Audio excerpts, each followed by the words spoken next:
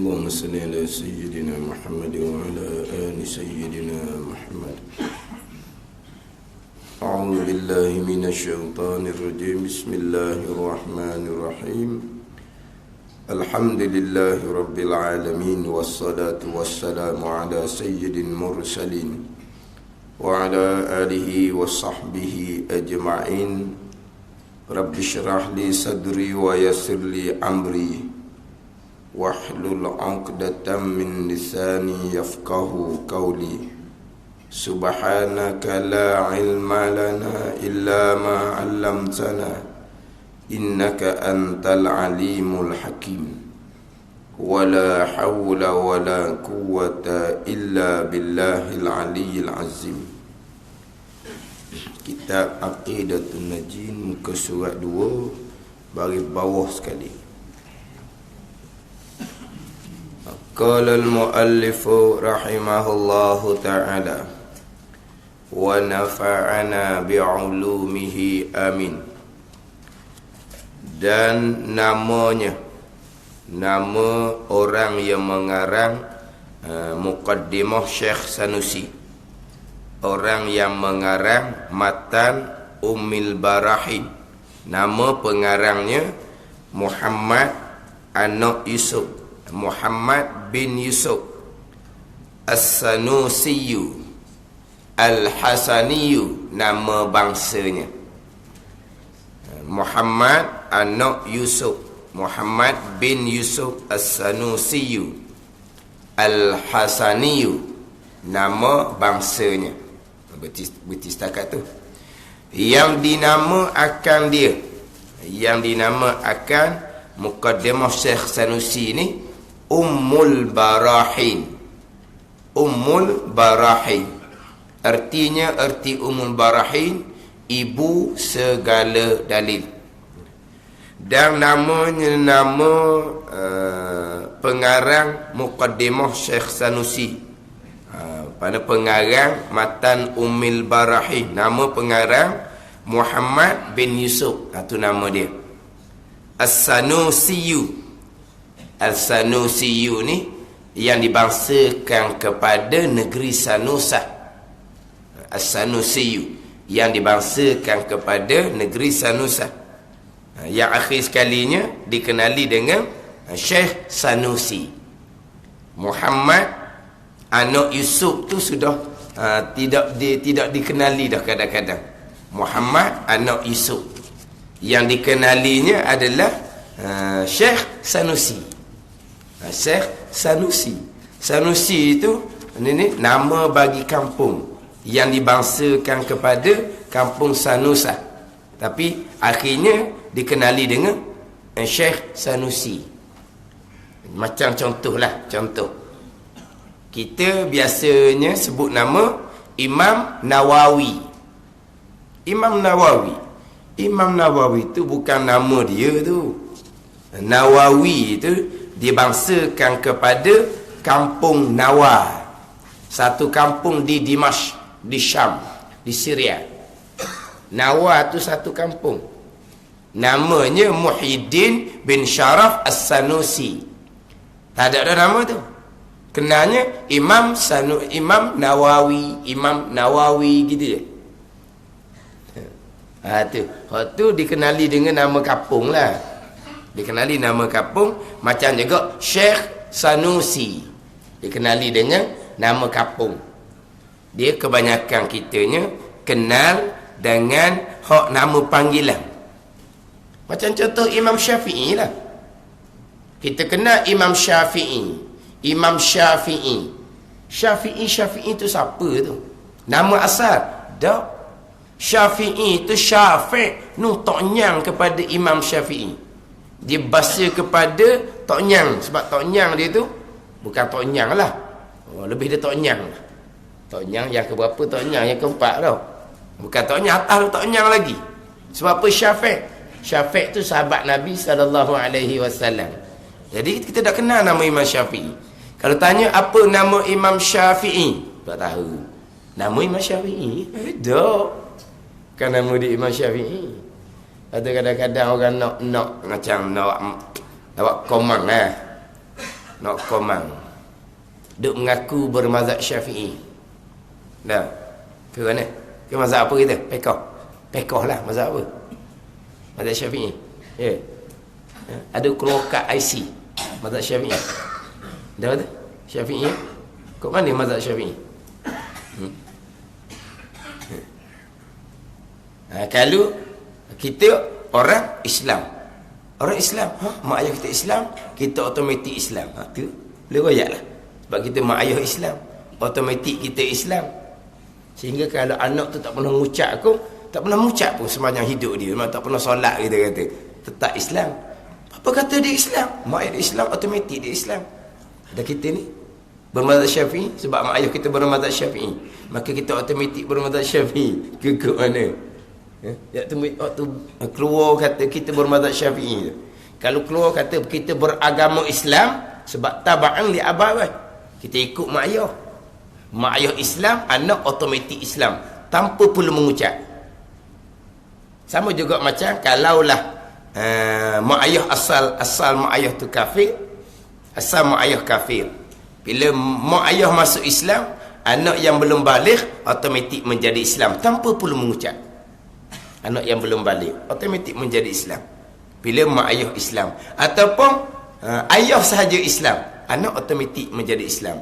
Ataupun mak saja Islam, maka anak automatik menjadi Islam tanpa perlu mengucap.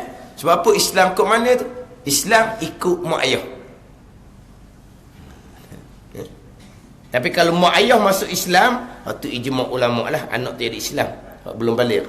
Kalau ayah masuk Islam, ijma' ulama juga. Kalau mak masuk Islam, ada khilaf. Mazhab Maliki tak jadi Islam anak kalau mak masuk Islam, sebab dia kira keturunan nasab ni dibangsakan kepada ayah. Jadi tak ada Islam lah anak tu kalau mak.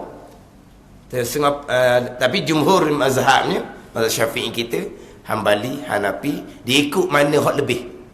Mana hak lebih comel. Lebih comel Islam, tak kira belah mana masuk pun. Walaupun belah mak pun, jadi anak yang belum baligh automatik menjadi Islam. Islam apa? Ikut ibu ataupun bapa yang masuk Islam tanpa perlu mengucap, yang belum baligh.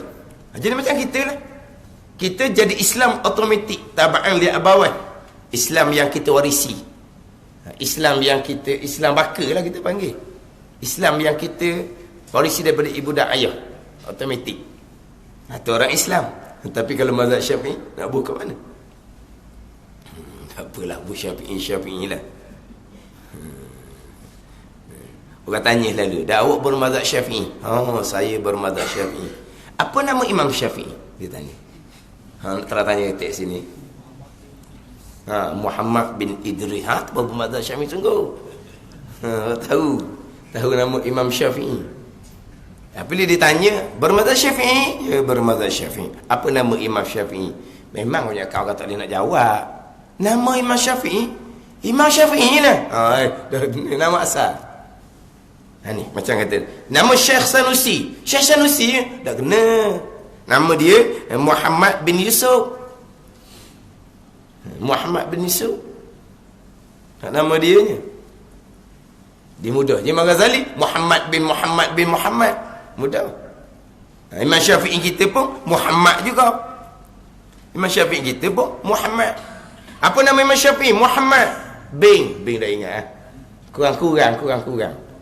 Mudah je. Nama Imam Syafi'i Muhammad. Nama Imam Ghazali Muhammad. Nama Imam Syekh Sanusi Muhammad. Paling dia ingat Muhammad. Bing tu pula nak kena ingat.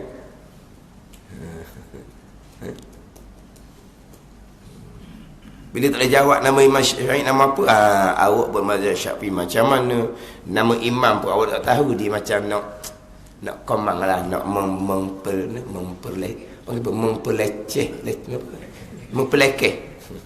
leceh tu orang pula tebik leceh juga. Memperlekeh dia nak komang kita, padahal kita orang awam je. Hukum hakam pekoh mazhab Syafi'i pun ada yang kita tahu, ada yang kita tak tahu. Tapi kita sebut cara kasarnya kita bermazhab Syafi'i, itu je lah. Sebut cara kasar. Tapi kalau fiqh bermazhab Syafi'i kurang-kurang ada kitab fiqh karangan ulama-ulama muktabar yang bermazhab Syafi'i, kita belajar dah. Ada satu-satu kitab fiqh yang dikarang oleh ulama fiqh yang muktabar yang bermazhab Syafi'i, kita ngaji lengkap dah fiqh tu. Sedap sikit kata bermazhab Syafi'i. Tapi kalau kita tak ada satu kitab pun, kalau kita ngaji kitab fiqh bermazhab Syafi'inya, mazhab Syafi'i ikut mana kita? Mazhab orang awam gitu je lah. Ni bab fiqh. Tapi tak apa, tak salah kata mazhab Syafi'i lah. Tapi kalau tanya nama, memang kita tak tahu. Tahu setakat Muhammad cukup lah. Muhammad bin Idris bin Abbas bin Usman bin Syafiq. Itu Syafiq. Yang keberapa Syafiq? Muhammad, ayah Idris, Toki, Abbas, Toki, Toknyang, Usman, Toknyuk ada. Ya, gitu betul tu. Toki, Toknyang, Toknyuk. Ya. Tak, memang kita terkandung gitu kan. Nah. Itu Toki. Itu Toknyang. Kita orang kita ni takat Toki kalau jumpa dah. Toknyang dan jumpa Toknyang. Dan tak jumpa. Dan jumpa. Dan jumpa Toknyang. Ada. Saya dang, Toknyang saya dang. Dang pun ingat gitu lah. Toknyang ngenik dang.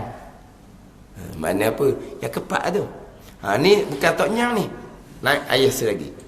Muhammad bin Idris bin Abbas bin Usman bin Syafiq bin Sa'ib. Syafiq dengan Sa'ib sahabat Nabi sallallahu alaihi wasallam. Jadi Syafiq sahabat Nabi, Imam Syafi'i Muhammad bin Idris ni dibangsakan pada ni sahabat Nabi sallallahu alaihi wasallam. Lepas tu Syafiq bin Sa'ib bin Ubaid bin Abdul Yazid bin Hashim bin Abdul Manaf bin Hashim bin Abdul Muttalib bin Abdul Manaf. Jadi jumpa dengan Nabi kitanya di Abdul Manaf melalui anak Abdul Manaf, Abdul Muttalib. Nabi kita anak Abdul Manaf, Hashim. Muhammad bin Abdullah bin Abdul Muttalib bin Hashim bin Abdul Manaf. Ini Syafiq bin Sa'ib bin Ubaid bin Abdul Yazid bin Hashim bin Abdul Muttalib bin Abdul Manaf. Jumpa di Abdul Manaf. Jadi Imam Syafi'i kita adalah alimu Quraisyin, Nabi kata tu. Orang alim di kalangan orang Quraisy yang mana ilmunya akan meliputi dunia. Imam Syafi'i. Satu-satu imam empat mazhab tu yang di kalangan puak Quraisy. Arab-Arab paling lebihnya adalah Quraisy. Kemudian Quraisy paling lebihnya Bani Hashim, Bani Muttalib.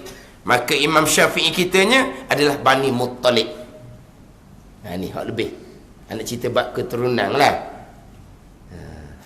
Tapi lebih tak lebihnya di diri sendiri. Kalau diri sendiri tu tak ada apa-apa, tak ada lebih lah. Walaupun anak siapa sekalipun. Sebab kadang-kadang orang ni dia hanya bermegah-megah dengan mak ayah, tok nenek, keturunan. Tuangnya tak ada apa satu. Duk bangga, saya anak tok guru, cucu tok guru, dah awak tok guri. Ngaji dak apa dak, lepas tu anak tok guru, cucu tok guru. Kena. Sepatutnya lah kita anak tok guru, tak jadi tok guru, jadi ustaz, rendah sikit, gitulah.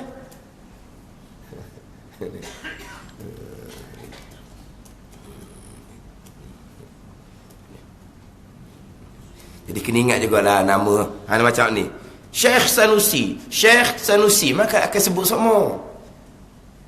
Sebab kalau depan-depan maka berkata ia pengarang, yakni Syekh Sanusi. Dengan kata pengarang, iaitu siapa dia pengarang? Syekh Sanusi. Syekh Sanusi pengarang muqaddimah Syekh Sanusi Matan Umil Barahin. Nama dia Muhammad bin Yusuf As-Sanusi Al-Hasani. hak kitab jawi kita Aqidatun Najin ni, hak ni karangan Zainul Abidin bin Muhammad Al-Fatani. Ni hak Zainul Abidin. Hak yang mensyarahkan matan dalam kurungan nanti itu matan Ummil Barahim. Siapa pengarang matan Ummil Barahim? Syekh Sanusi. Dan Syekh Sanusi nama sebenar dia Muhammad bin Yusuf. Biar kita tahu jugalah nama gapo, nama kitab, pengarang kitab. Ni kadang-kadang kitab apa duk belajar? Nak pergi beli kedai. Saya pun nantilah kita tengok dulu nama gapo kitab. Kena buka beg. Yang kawan ni nak belajar, nak tahu kitab, nak pergi beli kedai. Tanya kawan dia kena buka beg dulu. Buka beg pula jangan salah malam. Beg dia ada malam pula. Beg malam ni, beg malam ni, beg malam ni. Oh, malam lain-lain. Mana? Ada pula jenis. Tak ada beg-beg. Sebeg je. Penuh dalam. Allah kata gitu no. Namun kitab pun tak tahu. Sama itulah nama pengarang. Kitab Aqidatun Najin, pengarangnya Syekh Zainul Abidin bin Muhammad. Dia mensyarahkan, menghuraikan Muqaddimah Syekh Sanusi yang dikenali dengan matan Ummil Barahim karangan Muhammad bin Yusuf As-Sanusi Al-Hasani nama bangsanya. Al-Hasani ini yang dibangsakan kepada keturunan Hasan bin Ali karramallahu wajhah. Nama sebelah keturunan Sayyidina Hasan, bukan Sayyidina Husain, Sayyidina Hasan bin Ali karramallahu wajhah. Al-Hasani makna apa? Keluarga Nabi sallallahu alaihi wasallam. Ini orang lebih-lebih belaka ni. Tapi lebih dia bukan lebih keturunan semata-mata. Lebih dibetul ilmu dia. Bukan setakat lebih dibetul ilmu dia. Tak syak lagi dah. Syekh Sanusi ni adalah awliya illah. Ilmu pun lebih. Amal pun sampai tahap awliya illah. Ada di kalangan ulama-ulama ni tak sampai makam awliya illah. Tapi mereka ada kedudukan mereka sendiri. Walaupun tak sampai kepada makam awliya illah, makam wali-wali Allah. Ada orang yang sampai makam awliya illah, sampai makam wali, tetapi ilmunya hanya sekadar bawa diri saja. Ilmu syariatnya cukup waktu tetap dah. Macam saya sebut sebab ilmu syariat tidak ada pembicaraan. Bab ilmu fardu ain syariat tidak ada pembicaraan. Pembicaraan kitanya nak mendalami ilmu agama Allah yang luas. Pembicaraan kita nak memperbanyakkan amal ibadat. Itu pembicaraan kita. Pembicaraan ilmu fardu ain tidak dibicarakan. Sebab apa? Ilmu tu ilmu yang diajak oleh mak ayah kita sebelum kita balik. Hak asal dia kita. Tak ada pembicaraan tu. Awak tak kira bab tu. Itu dengan ilmu budak-budak kita. Ya betul, ilmu budak-budak, ilmu fardu ain. Ilmu yang wajib diajar sebelum kita umur balik. Mana bila kita belum balik, dinamakan kita ni budak-budak kanak-kanak yang belum balik. Tiada pembicaraan. Yang kita nak bicaranya, nak ngaji ilmu agama tu dalam mana? Nak mendalami hak fardu kifayah ni. Tu. Hak nak cerita ni. Kemudian hak amalan kita ni, tu pembicaraan. Jadi maknanya hak fardu ain cukup dah, tetap dah, beramal, naik makam awliya. Ni. Naik makam awliya. Kurniaan Allah Subhanahu wa taala. Ilmu qadar dia. Ilmu fardu ain hak tidak dibicarakan. Hak tu hak tetap dah. Tapi kita nak ke agama ilmu fardu ain tak dibicarakan, tak bicarakan sungguh dalam keadaan kita jahil tukir, tu tak ada. Itu tak ada syariat, tak ada agama tu. Kalau tak ada syariat, tak ada agama, tiba-tiba dia mengaku awliya illah, lepas tu bohong awal-awal lagi. Sebab tidak akan sampai makam awliya illah, melainkan mesti melalui syariat Nabi sallallahu alaihi wasallam, Al-Quran dan hadis Nabi. Tak boleh lagi. Tanpa Al-Quran dan hadis Nabi, syariat Nabi, boleh berjaya sampai ke makam awliya. Di manakah letaknya? Wa ashhadu anna Muhammadar Rasulullah. Nabi sebagai utusan Allah. Di mana letak? Kita boleh berjaya dalam agama tanpa melalui syariat yang dibawa oleh Nabi sallallahu alaihi wasallam. Itu bukan.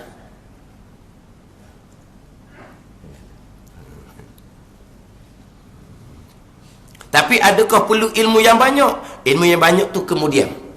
Ilmu tetap dah, ilmu fardu ain tu tak. Tadi nak mendalami ilmu ataupun nak memperbanyakkan amal sunat. Naik kedudukan. Lepas tu terkadang awliya illah bukan di kalangan ulama-ulama, tetapi di kalangan orang-orang yang soleh. Nak soleh ni hak ilmu asas cukup. Naik makam soleh setinggi-tinggi makam syariat, naik makam awliya. Ada setengah-setengah ulama dia tak sampai makam awliya tutup guru, tapi dia ada dia punya kehaibatan dia sendiri. Makna terkadang walaupun kita kata itu hanya Allah yang mengetahui dia naik makam awliya ataupun tidak, tapi walaupun tak naik makam awliya, kisah-kisah tutup guru dia anak murid dia sangat patuh taat. Kalau kata tu guru saya nak pindah belajar di pondok lain contoh, dapat keizinan, tunggu izin dia pindah. Tunggu dah izin tak pindah. Kenapa tunggu dah izin? Tunggu ada cadangan lain. Nampak budak ni pandai dia buat menantu. Dia gitu. Dah gitulah. Sebab biasa macam di pondok-pondok di Fatani apa semua, yang mengganti pondok bukan anak tu guru, menantu tu guru. Di tu guru ni pentingnya ada anak perempuan. Anak lelaki ni gitulah, faham-faham lah. Pondok tu rumah dia. Kalau anda dia nak orang pun nak perambak tak boleh, nak buang tak boleh. Macam saya dulu ngaji gitulah. Macam-macam hal. Nak ripuk lah. Nak apa ripuk pun. Kalau pelajar lain kita ripuk tu buat perambak. Balik kampung awak. Ni kalau kita ripuk pun tu nak perambak kau. Nak perambak kan? Perambak naik ke rumah belakang tepi masjid. Nak perambak gimana rumah di situ. Dak ripuk. Dak ripuk tahu tu guru, kita kena marah pula. Apa dak royak? Gitu lah. Kalau royak pula kadang-kadang royak lah. Yelah, royak. Ada pula sebelah tak defend. Hak sebelah seorang ada tak defend, susah pula kita. Ada sebelah tu lah hak defend. Hak defend. Hak tu guru tegah, hak sebelah tu. Hak tu defend habis kita. Kita nak tu juga terjejah kedudukan kita tak boleh. Dia defend waktu ada benda. Mok lah, dia lagi hak kuat defend. Tak faham lagi. Gitu lah. Budak ngaji satu hal. Kadang-kadang dia mempengaruhi pula pelajar-pelajar yang lain. Jadi pelajar lain ni berani langgar undang-undang sebab dia ikut siapa. Jadi dia macam kebal. Kebal. Gitu. Gitulah. Tapi bila anak murid ni nampak maknanya nampak cerah harapan begini, ada guna ni. Nak apa? Nak jadi pengganti dia. Buat menantu kan. Jadi bila minta izin nak pindah, tunggu dak uwi. Tak pindah lah. Tu. Tapi kalau lah hak jenis degil, ni orang berilmu boleh dah ni, boleh mengajar lah apa dia degil, dia pindah juga. Lepas ada tu tak ada pergi mana. Akan jadi rosak gitu ya. Ni. Dia rosak gitu. Jadi rosak.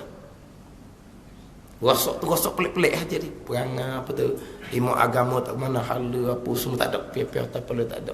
Kalau kira dia kekal tu boleh jadi tu guru. Mana orang yang berilmu. Tapi dah nak pindah tu guru dawi, dia langgar juga. Jangan. Silat-silat gaya akhirnya bukan kata ilmu agama je jadi habis. Bahkan terkadang jasad kita pun jadi rosak. Diminda jadi rosak, jasad jadi rosak. Allah, macam mana saya ni terdugu, hak saya derhaka meninggal dah, nak minta maaf macam mana. Gitu lah. Akhirnya rosak. Dia mana anak murid cermat. Makam aulia ke? Tu terserah kepada Allah lah. Tak tahulah. Sebab tu guru ni dia ada dia punya amalan dia apa semua. Tak tahulah dia duduk makam aulia ke tidak. Tapi dia ada dia punya dia. Mana tak boleh nak buat lebih kurang. Bila tu kata tak payah pindah, maksudnya tak payah pindah lah. Tadi mungkin tu ni dia sudah ada target dia dah. Apa boleh-boleh faham menantu. Akhirnya cadangan dia dah, harapan dia. Dia meninggal, pondok dia hidup. Dia meninggal, pondok dia hidup. Dia gitu lah.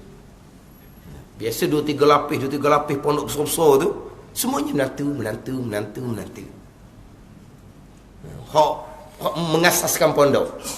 Lapis kedua tu menantu dah. Lapis ketiga pun menantu. Lapis keempat pun menantu.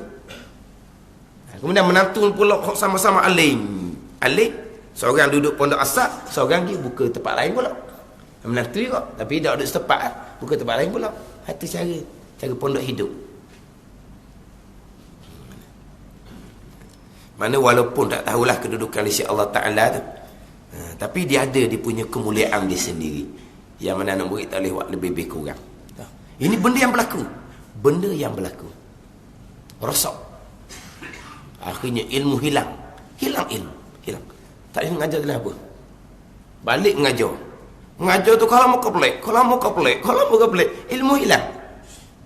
Akhirnya tak mengajar dah lah, sebab tahu dah karut. Ilmu tak seduk mainnya. Aling sungguhlah sebelum tu. Pelik mengajar. Dah lah lama orang pasal mengajar lah. Dah. Kita semayang, kau tak pakai baju Melayu, tak sah semayang. Tak kejut orang apa. Tak pakai baju Melayu, tak sah semayang. Ada orang pondok juga. Orang pondok lah. Berilmu. Tapi tu tahu dah dia punya tu nampak bermasalah dah. Jadi dia hilang. Mengajar lagi. Lama orang berhenti ya.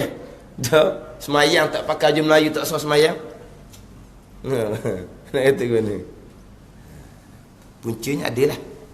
Di antaranya kalau kita ni menyinggung perasaan tutup guru. Ni kisah tutup guru di foto ni contohnya.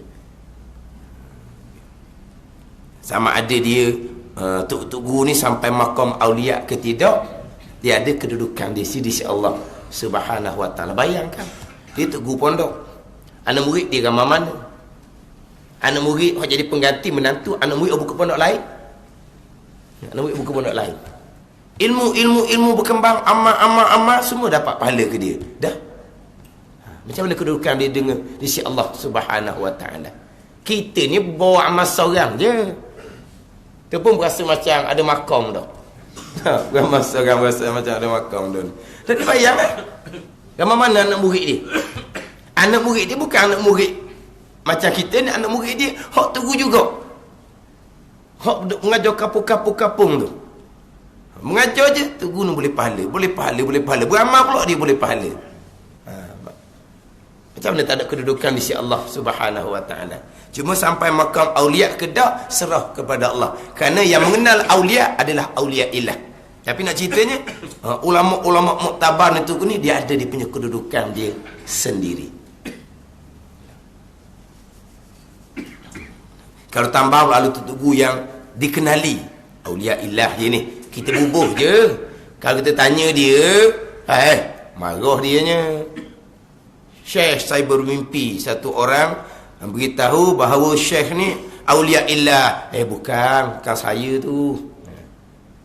Tapi kalau kita tengok keadaan, kita memang boleh bubuh aulia ilah lah tuku kita tu. Sebab kalau tuku kita aulia ilah, kita boleh tupang sekaki je tak. So, gimana? Kita nak suruh kata syekh kita tu kita aulia ilah sebab apa? Sebab kita nak tupang glamour attack. Tapi kalau dengar dia kita kata dia aulia ilah, dah bukan saya. Tapi anak-anak murid ni kalau kata syekh saya nak minta zikir, minta tariqah, belajar dulu. Tunggu pesan. Syekh pesan, belajar dulu. Lepas tu dia pun duduk ngutuk kat belakang. Ajar kita hakikah, ajar kita hikam, kita minta tariqah, zikir dia tak beri. Apa benda seumpama tu? Duduk cerca kat belakang. Lepas tu kau tak lama tak lama sungguh ini cerita realiti. Tak lama satu kisah dia dua beradik hak cakap gitu abang dia. Kemudian adik mai royak abang dia sampai ke mati. Dah dia pergi belajar dengan tu guru kita hakikat. Memang tu guru cerita bab tariqah. Tu guru cerita perjalanan. Lepas tu kita layak ke tak layak menerima, itu serah pada Tok Guru lah yang memilih. Bukan kita yang meminta sendiri. Bukan dah kita hikam ni syarah Tok Kupla Manis sendiri, kisah murid jumpa dengan syekh dia nak minta zikir, minta tarekah, minta amalan. Dia tanya pula, adakah kefarduan syariat yang difardukan pada awak tak cukup lagi ke? Sembahyang ada dah, puasa ada dah, tak cukup lagi. Ni. Sebab apa dia jawab gitu? Sebab diminta. Dah tu cerita dulu biar kenal. Tarekah ni begini jalan dia. Guru mursyidnya begini. Jalan dia ni. Lepas tu kena ada jalan. Lepas tu guru pun nak beri. Tu terpulang pada dia. Ada tu guru beri, ada tu guru tak beri murid dia ni. Tiba-tiba pergi minta tu kata belajar dulu biar kenal dulu molek. Cerca lalu kok belakang. Ngajar kitab hikam, minta tarekah tak beri.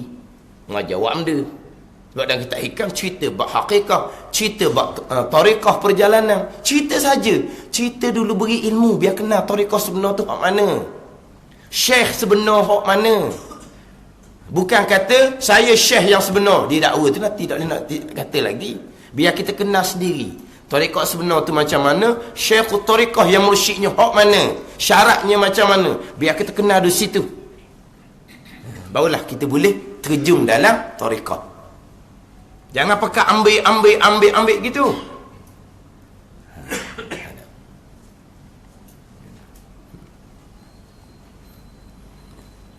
Tu cerita yang dimasyhurkan sebagai aulia illah, dimasyhurkan oleh orang.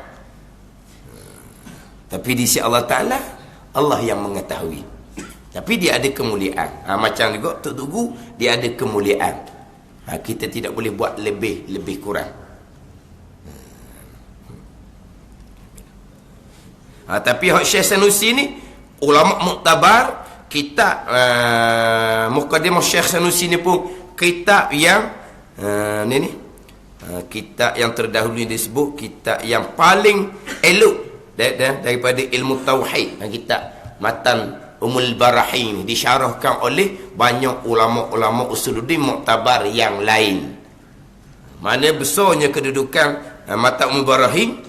Yang mengarang pula tidak syak laginya adalah aulia illah terdahulu. Namanya Muhammad anak Yusuf As-Sanusi Al-Hasani, nama bangsanya. Mana keturunan pula keturunan Nabi sallallahu alaihi wasallam, keturunan Sayyidina Hasan bin Ali karramallahu wajhah.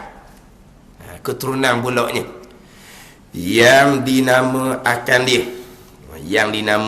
dia tu sifat pada kata Muqaddimah Syekh Sanusi. Jauh yang terdahulu kan. Mudah-mudahan dibuka oleh Allah Ta'ala akan dadaku, dada hati Zainul Abidin pengarang Aqidatun Najim.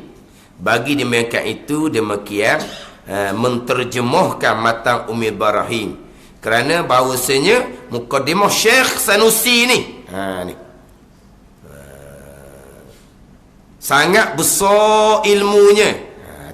Muqaddimah tu, Muqaddimah Syekh Sanusi mana ni yang dinamakan dia, dia gantung situ. Yang tu sifat pada kata Muqaddimah Syekh Sanusi.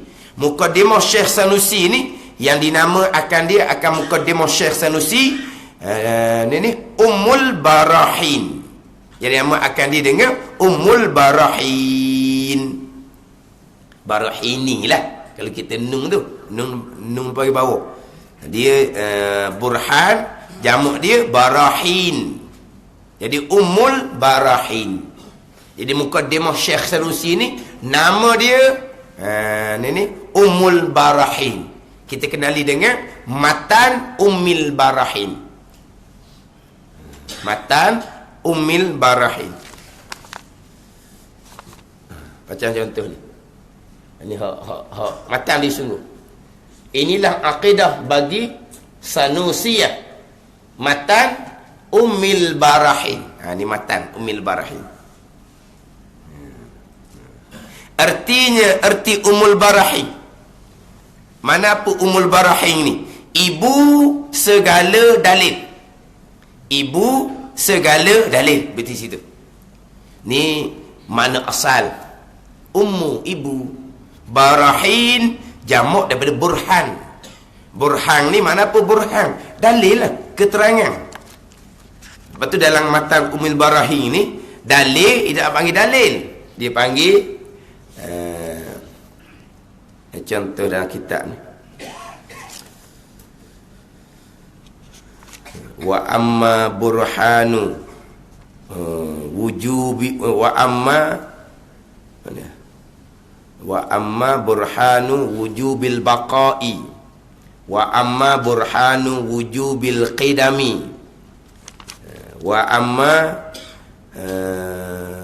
burhanu wujudihi ta'ala wa amma burhanu wujudihi ta'ala. Dan ada pun dalil ada Allah Ta'ala. Tu. Dalil, dia tak bagi dalil. Dia kata burhan. Burhan tu dalil. Kan kita biasa kan. Dalil wujud Allah. Dalil kidam. Dalil baqa. Dan kita tak sebut dalil, dia sebut burhan. Burhan samalah. Dalil pun samalah. Jadi Ummul Barahin ni, pada asal makna lurah dia tu lah. Maknanya ibu bagi segala dalil. Tapi apabila sudah menjadi isim alam, nama, kita tak perlu pada makna dah. Macam bila sudah jadi nama kita, bila sudah jadi nama kita, makna tu tak perlu dah. Yang kita nak nama apa? Muhammad contohnya. Apa makna? Makna dah ambil dah nak nama dia. Tapi cuma nak pun nama tu ambil sempurna nama yang elok-elok lah makna dia. Tapi dan jadi nama, dia tak perlu dah kepada apa makna asal. Kita jadikan nama tu nama tempat. Memang nama tempat tu dia ada dia punya asal dia. Sebab apa? Keluar nama tempat begiang-begiang tu. Tapi tidak perlu dah tu. Kita hanya nak kenal tempat tu nama apa. Tapi sejarah tempat tu diletak nama begiang-begiang tu, adalah dia punya asal usul dia. Tapi kita tak perlu dah tu. Kita naknya apa nama tempat dia. Ada mengisim alam. Makna kita tak perlu dah. Macam sini lah. Matan Ummul Barahin. Mana apa Ummul Barahin tak payah dah. Sebab kita nak nama dia sahaja. Yang mengandung ia Muqaddimah Syekh Sanusi ataupun matan Ummul Barahin atas segala aqaid, segala simpulan iman. Yang mana dalam matan Ummul Barahin ni berkait dengan berkait dengan ketuhanan dan nabawiyat, berkaitan dengan kenabian, lengkap aqaid simpulan iman yang 50. Berkaitan dengan sifat-sifat Allah dan berkaitan dengan sifat-sifat Rasul. Telah reda Allah akan muallifnya, pengarang Ummul Barahin ni, dan dijadikan akan syurga itu akan tempat ketetapannya. Amin. Telah reda Allah Ta'ala akan muallifnya. Ini doa daripada pengarang Aqidatun Najin ni. Pengarang Aqidatun Najin Zainul Abidin. Zainul Abidin doakan telah reda Allah Ta'ala ini, mudah-mudahan reda Allah Ta'ala akan muallifnya, akan pengarang matan Ummul Barahin, namanya Syekh Muhammad bin Yusuf As-Sanusi Al-Hasani ni lah. Jadi telah reda ni doa daripada tuan kita Aqidatun Najin. Doa kepada tuan matan asal dia, matan Ummul Barahin. Itu telah reda, yakni mudah-mudahan reda oleh Allah Ta'ala akan muallifnya, akan pengarang matan Ummul Barahin, dan dijadikan ni atas pada reda. Jadi mudah-mudahan dijadikan akan syurga itu akan tempat ketetapan muallif ni Muhammad bin Yusuf As-Sanusi ni. Amin. Amin. Istajib doa ana, mudah-mudahan Allah akan perkenan doa kami. Dan aku namakan, aku ni Zainul Abidin tu lah, Zainul Abidin bin Muhammad. Ni kena ingat juga ni. Tuan kita Aqidatun Najin Muhammad ni Zainul Abidin bin Muhammad. Tuan matan Ummul Barahin Syekh Sanusi, nama dia Muhammad bin Yusuf. kena tulis di muka depan ni, muka depan kita kena buat nama situ. Tengok nama kita, nampak nama tuang dia. Depan tulis ke apa? Kitab kita ni. Aqidatun Naji, tu nama tuang dia, tapi ada dia tulis situ. Tuang dia nya Zainul Abidin bin Muhammad Al-Fatani. Kemudian Matan Ummul Barahin tidak dinyatakan depan tu. Tak dinyatakan. Tak ada. Dia hanya sebut mu'anna Zainul Abidin bin Muhammad je. Jadi dan aku ni Zainul Abidin tu lah. Aku mana Zainul Abidin bin Muhammad, namakan terjemahanku ini. Terjemahan dia terjemah Matan Ummul Barahin, kemudian disusuli dengan syarah huraian. Matan Ummul Barahin sikit je dalam ni. Hak Matan Ummul Barahin sungguhnya. Hak Matan Ummul Barahin sungguh. Bak kurungan boleh. Ini kita muka surat 3 tau. Baris yang ke-5 daripada atas. Baris 5 dari atas. Cuba tak? Bismillahirrahmanirrahim. Tu Matan Ummul Barahin. Hak kita ni, hak saya ni lah, hak lain macam mana? Dia tulis situ dalam kurungan, luar kurungan kata Syekh Sanusi.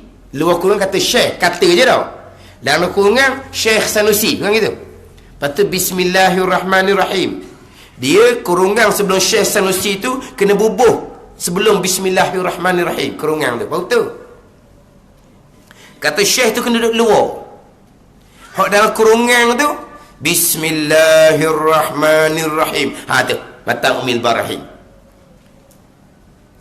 Lepas tu panjang berapa baris tu. Kan kita kitab panjang kan. Kitab panjang. Macam dalam kitab kita ni. Awal kitab dulu kan. Alhamdulillahil wal munfaridi bil i'dami wal ijal al munazzahi an syawaib bin naqsi wal adad. Kan panjang alhamdulillah kan. Matan Ummul Barahinnya Bismillahirrahmanirrahim. Alhamdulillah wassalatu wassalam ala Rasulillah. Kemudian lepas dia tu muka surat 5 pula. Baris yang ke-4 daripada atas. Surat 5. Ayat ke-4. Nabi dibuat kurungan, ayat Quran dibuat kurungan. Bukan Matan Ummul Barahin je dibuat kurungan. Jadi tanda mana Matan Ummul Barahin. Dan Matan Ummul Barahin ni je ni. Ni je. Bismillahirrahmanirrahim. Alhamdulillah wassalatu wassalam ala Rasulillah. I'lam annal hukmal aqliya yanhasiru fi salasati aqsam. Pendek je. Kan kita buat daurah itu apa hari? Naik 5 hari je. Kan khotang kan 5 hari tau. 5 hari je. Khotang habis. 5 hari je ngaji ni.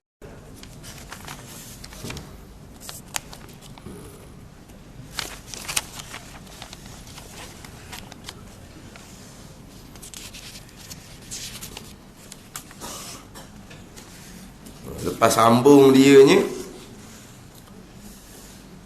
lepas i'lam annal hukmal aqliya yanhasiru fi salasati aqsamin.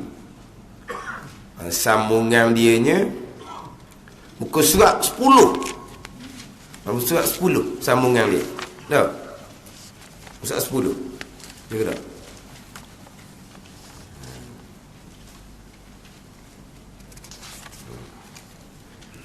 Muka surat 10. Ada sebelum ni. Bagi fal wajibu ma la yutasawwaru fil aqli adamu. Tu Matan Ummul Barahin tu.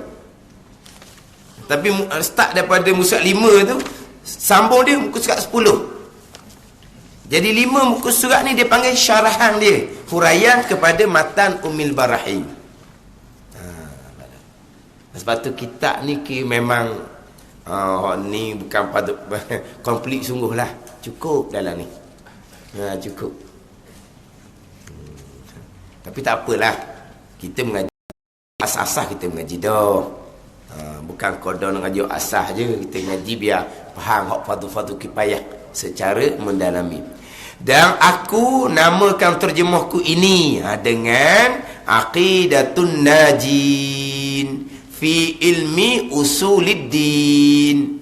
Aqidatun najina, asal dia lah kalau nak bagi. Aqidatun najin fi ilmi usuluddin. An-najin, tu isim fa'il, jamak muzakkar. Naja, yanju, najatan. Isim fa'il dia najin, isim fa'il dia. Jamak dia najuna, tu jamak dia. Tapi sini najina, dia khafat dengan ya. Tu ngaji ilmu nahwu lah pula. Dia asalnya najuna, jim waw nun. Tapi sini dia jadi khafat, jadi najina. Tu dipanggil isim fa'il jamak muzakkar. Aqidatun najina fi ilmi usuluddin. Tu nama aqidatun najin. Nama dia. Erti ni terjemahan dari segi tadilah, dari segi bahasa Arab dia makna apa. Tapi kita tak mudah makna tu. Kita nak kepada nama dia, isim alam. Nama kita aqidatun najin. Tapi asal makna aqidatun najin ni apa? I'tiqad segala orang yang kelapasan daripada sesat dan bid'ah. Tu najin. Orang yang lepas, orang yang kelepasan daripada sesat dan bid'ah. Mana apa ni? Orang yang berpegang dengan akidah ahli sunnah wal jamaah. Najin, orang yang lepas, orang yang selamat daripada akidah yang sesat, akidah yang bid'ah. Sesat bab akidah ni terkadang sampai tahap kufur, kekal neraka selama-lamanya. Walaupun solat, puasa di Mekah sekalipun, kalau akidah tu akidah yang sesat, sampai tahap kufur. Jadi najin ni orang yang dapat kelepasan daripada sesat dan bid'ah dalam bab pegangan. Fi ilmi usuluddin, pada menyatakan ilmu usuluddin. Itu nama dia. Fi ilmi usuluddin, pada menyatakan ilmu usuluddin. Itu asal makna aqidatun najina fi ilmi usuluddini. Kena berbaris lah. Tapi dah berarti tak ada dah nun tu. Kita mati. Najina fi ilmi usuluddini. Kalau nak berbaris, kalau baca kita berbunyi pelik dia orang.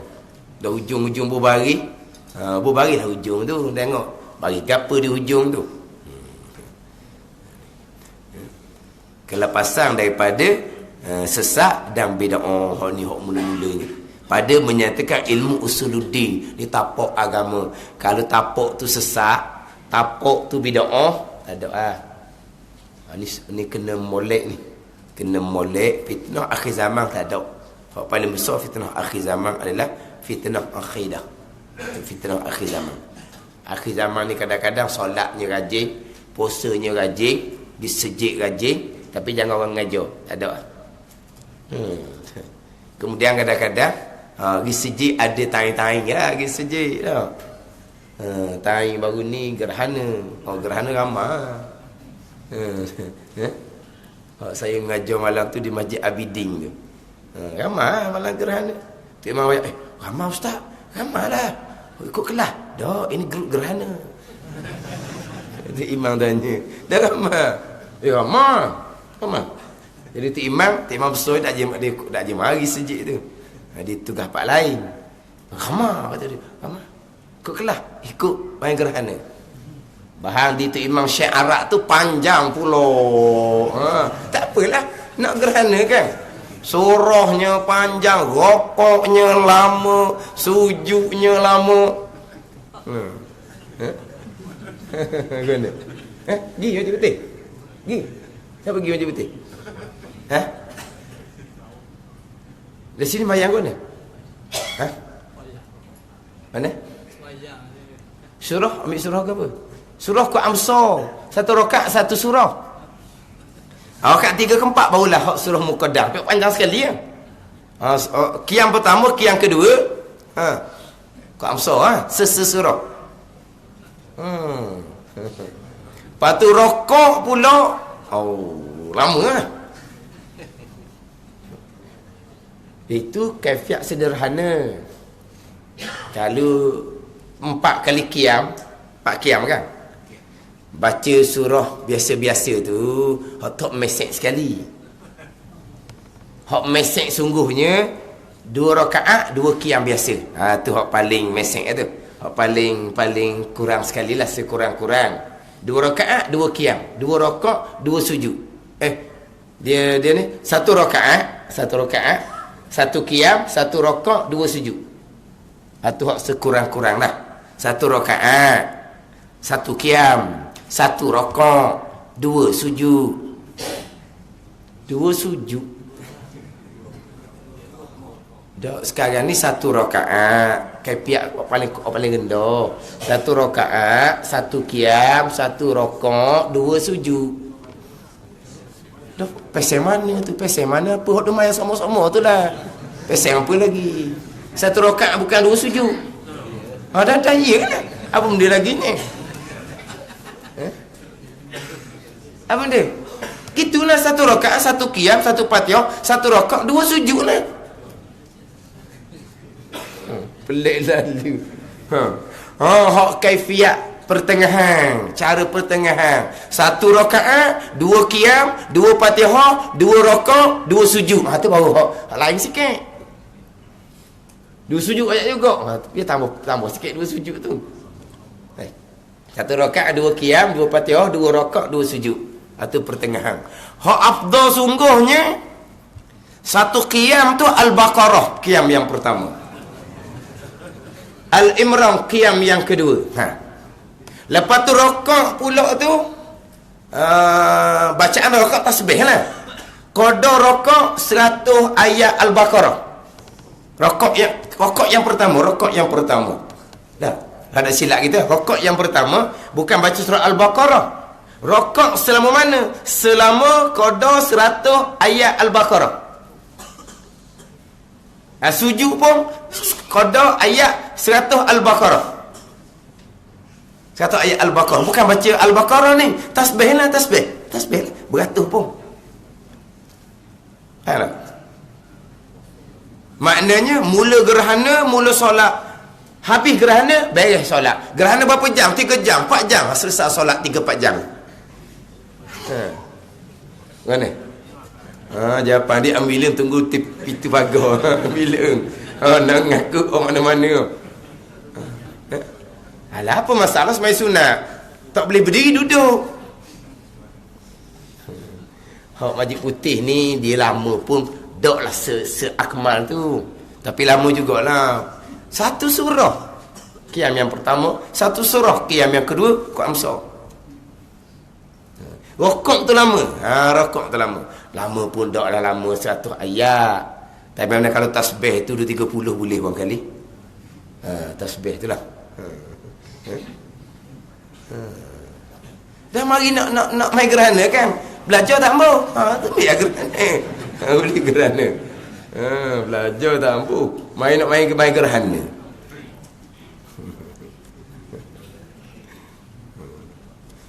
Ustaz Imam kata ramah.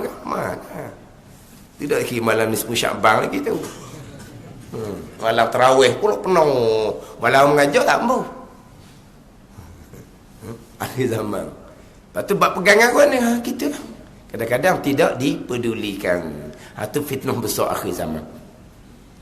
Kita amati molek lah. Kita sama, keluarga kita sama. Kalau tak dapat kelepasan dalam bab akidah, tak ada agama. Walaupun pekoh comel, tasawuf comel, amal ibadat banyak sekalipun, tak ada.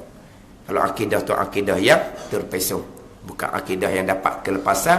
Bukan akidah yang najin. Orang yang dapat kelepasan daripada sesat dan bid'ah dalam bab usuluddin. Maka sekarang aku masuk pada yang dimaksudkan. Sekarang ni nak masuklah kepada mata Ummul Barahim. Yang dimaksudkan ni, yang dimaksudkan daripada kitab ni, pada menghuraikan mata Ummul Barahim.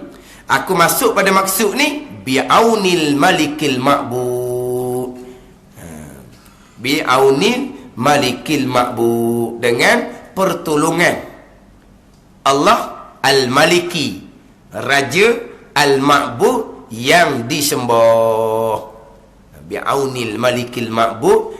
Jadi aku masuk pada maksud lah. Maksud mengarang Aqidatun Najin ni nak menterjemahkan matan Ummul Bari serta nak mensyarahkan, nak menghuraikan. Masuk tu bi'aunil malikil ma'bud, dengan pertolongan Malik Raja Al-Ma'bud yang disembah Allah Subhanahu wa taala. Malik raja lah. Kalau baca dengan mulkun, tu kerajaan. Kalau baca dengan kalau kata Malikil Maut pun tak salah. Malik ni raja, ketua. Jadi Israel Malikil Maut, raja, ketua, malaikat cabut nyawa. Kena juga makna. Kalau kata Israel ni Malikil Maut pun bukan salah. Kita bisa sebut Malikil Maut, Malikil Maut, lang bagi bawah tau. Anak comelnya bukan Maliki, bukan Mali, Malakul Malik, lang bagi atas. Malakul Maut, bukan Malikul Maut. Tapi kalau kata Malikul Maut tak salah. Raja, ketua, malaikat. Macam sini. Bi'aunil Malikil Ma'bud, dengan pertolongan raja, Tuhan yang pertolongan Allah Ta'ala, raja yang disembah. Maka aku Zainul Abidin kata, dan dengan Allah jua beroleh taufik. Dan aku kata, ni apa? Dan dengan Allah jua beroleh taufik.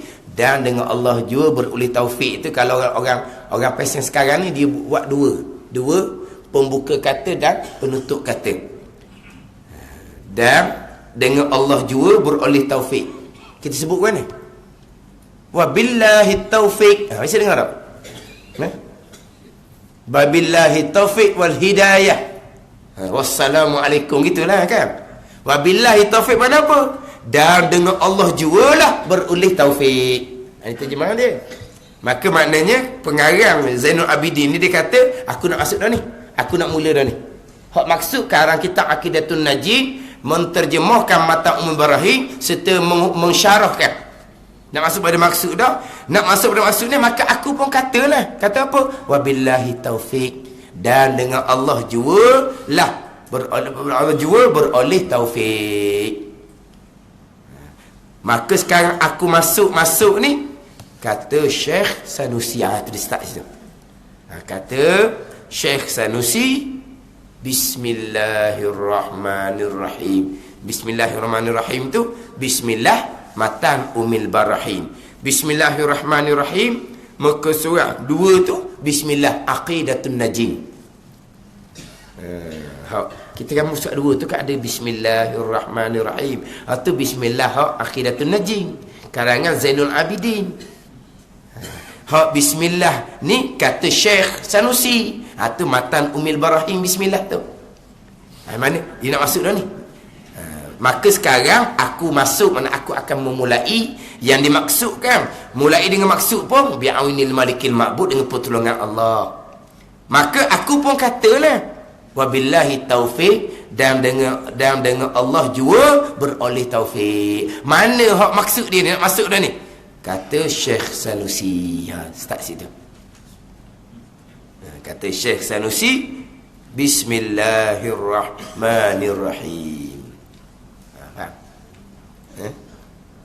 Yelah, tak tanda-tanda pun, dengar saja je.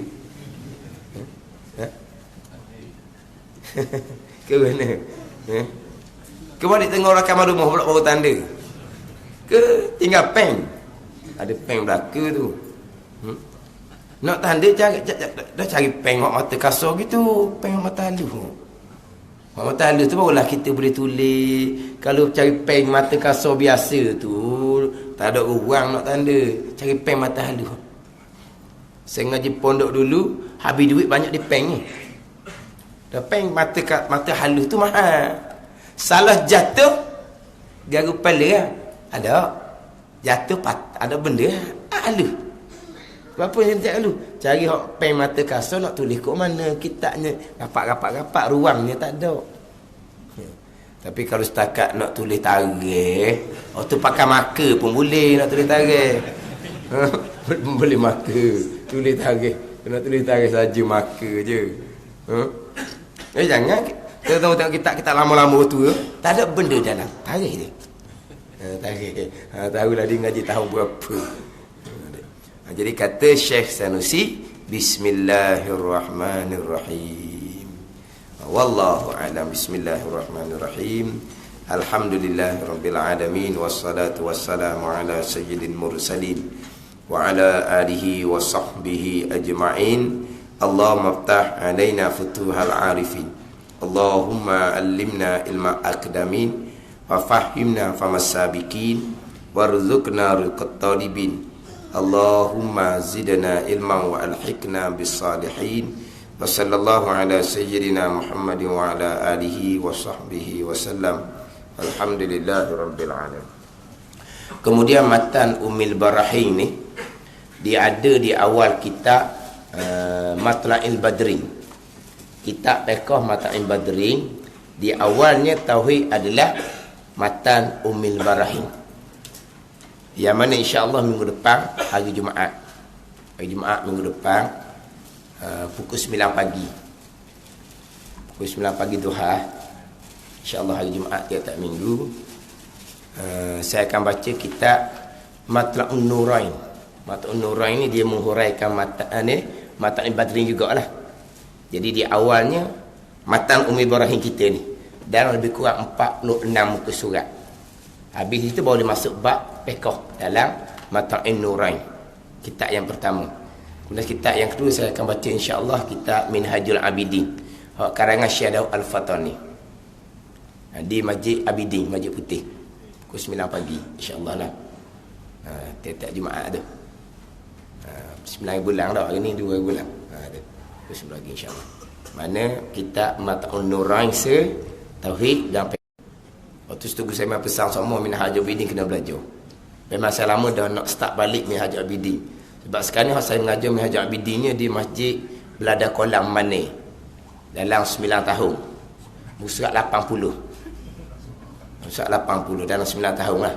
9-10. Musurat 80 dia semua sekali musurat 140 dah lebih kurang.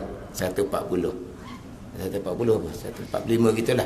Dia semua sekali Matla'il Badrin. Kalau orang dulu sekolah Sanawi semazah zaman dulu dia kalau fiqh Matla'in lah. Lepas tu jauh ke mana dia pakai fiqh Matla'in. Kalau fiqh Matla'in tu kalau tauhid di Matla'in Barahin 20 muka surat. Tapi Matla'in hak asal Jawi tu semuka surat tu banyak mana? 20 muka surat. Tapi hak Matla'in Nurain ni 46 muka surat. Sebab dia satu-satu muka surat tu agak dia besar sikit, dia jadi tak banyak.